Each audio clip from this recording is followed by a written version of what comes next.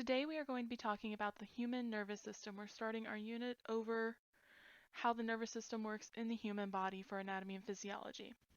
What we're going to focus on today is being able to label the major parts of a neuron. We're going to name the two major groups of the nervous system, their organs, and describe the function of each system. And then finally, we're going to distinguish between the different neuroglia cells, and then we're going to state all of their functions. So what is the nervous system? The nervous system is your brain, your spinal cord, and all of the nerves in your body. So neurons are just masses of nerve cells that transmit information. It's the functional unit of the system. It's basically what the system is made up of.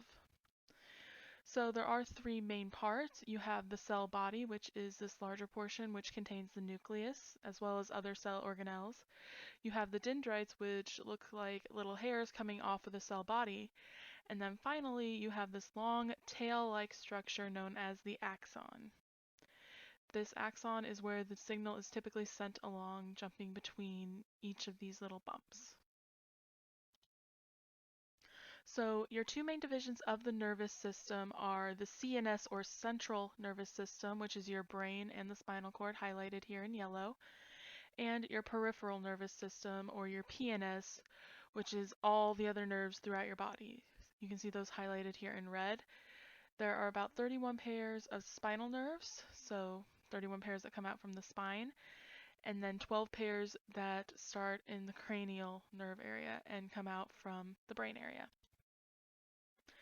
So the overall function of the nerves is to coordinate the body's systems. It receives information and sends information to maintain homeostasis.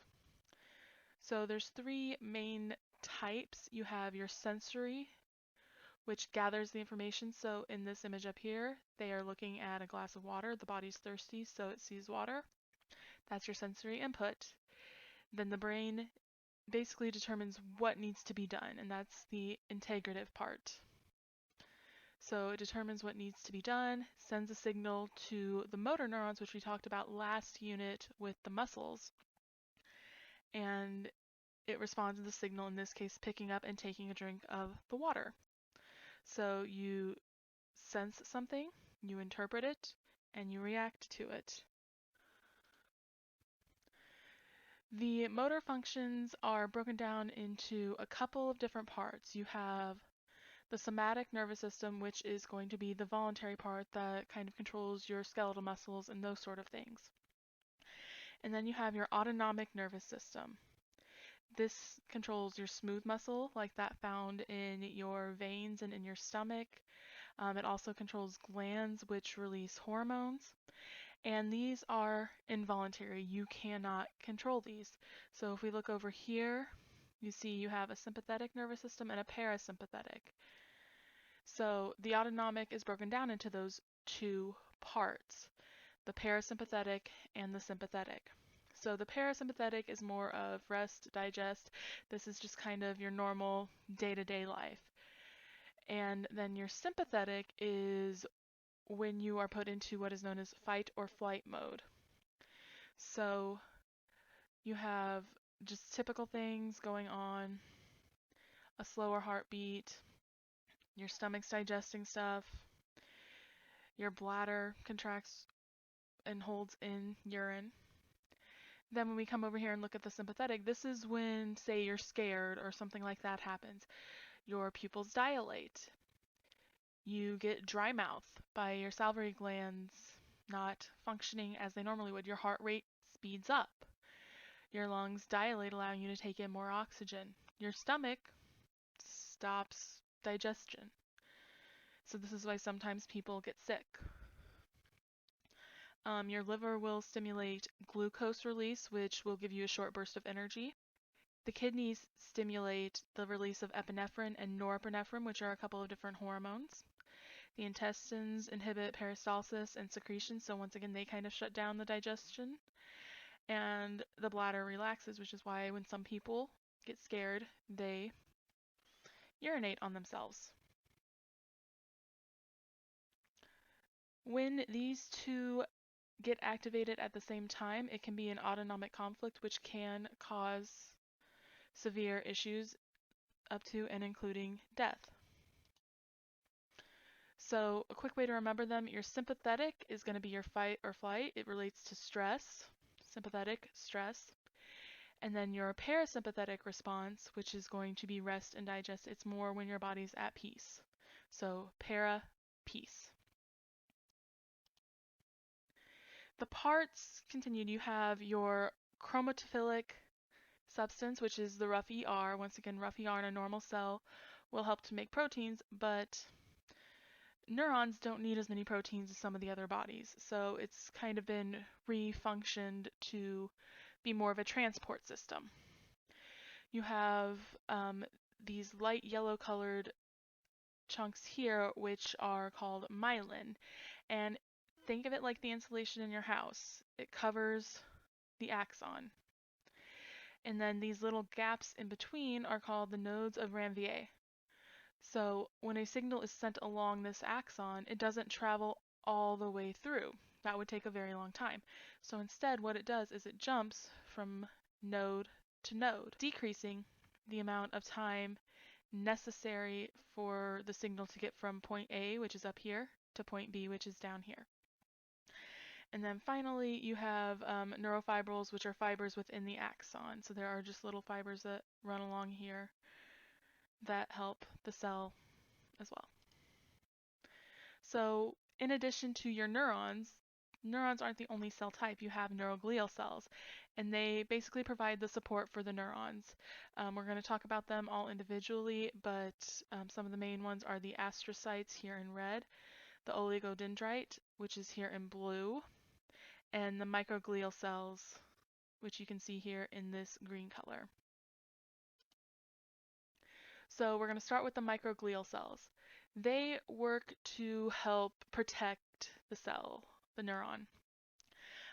They work as an immune function, and they digest the debris and kill bacteria around them. So they're kind of just the protectors that make sure nothing damages these neurons. Remember, neurons, for the most part, once you have them, they're there. If they get damaged, it's very difficult to repair a neuron. The second type are the oligodendrocytes. These ones make that myelin sheath. Later on, we're going to talk about some diseases that can affect the myelin sheath. And so the oligodendrocytes are what create these and allow these signals to be passed very quickly from node to node. The astrocytes are connected to blood vessels and the neurons. So they kind of help with moving nutrients and those sort of materials from the blood vessels to the neurons. You have the epidermal cells, which form membranes around the tissue. So here you can see these little pink ones here are your epidermal cells. And once again, these are kind of just similar to the epithelial cells. They're kind of the outer layer, and they're helping to protect. And then finally, the Schwann cells. Schwann cells are very similar to the oligodendrocytes. The oligodendrocytes are found in your central nervous system, so in the brain and spine, and the Schwann cells are found in your peripheral nervous system. So depending on which part you're in, depends on which type of cell you have. So the Schwann cells, as you can see, they are completely wrapped around, and you have all of these axons running through the Schwann cells. Here you can see the nuclei in them. And so there's typically going to be several axons within one Schwann cell. You can see it kind of forms just a spiral around here to help protect the axon. Same function as the oligodendrocytes, just a different name based on which section of the nervous system it's found in. The myelin sheaths insulate these axons. So here you see a neuron with myelin sheath, and here you see a neuron with damaged myelin sheath. Why does it matter? Well, because when these are damaged, they're not functioning proper, and it can take a lot longer for that signal, if it's able to be sent, all the way down. And so that lowers reaction times, as well as several other problems. So with a slower reaction time, Say it's a stimulus where you touch a hot stove and you pull your hand back immediately because it's hot. Well, if your myelin sheath is damaged, that can take longer, so resulting in a worse burn on your hand that you touch the hot stove with. So Schwann cells, once again, provide the myelin for peripheral nervous system, and oligodendrocytes myelinate the axons of the central nervous system. Once again, gaps are called your nodes of Ranvier, which just means the signal bounces right between each one.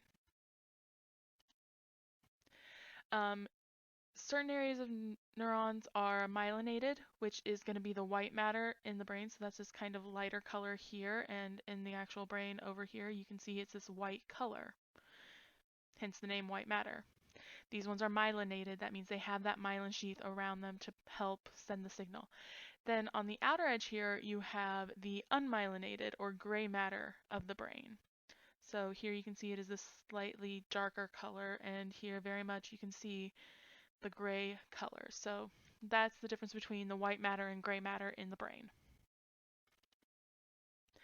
Finally, that is where we're going to end today's notes. You have an assignment. It's located at the site below. These videos as well as assignments are going to be posted there for you to be able to complete. Hopefully you have a good day, and if you have any questions, remember my email address is at this website as well. Feel free to email me with any questions you have.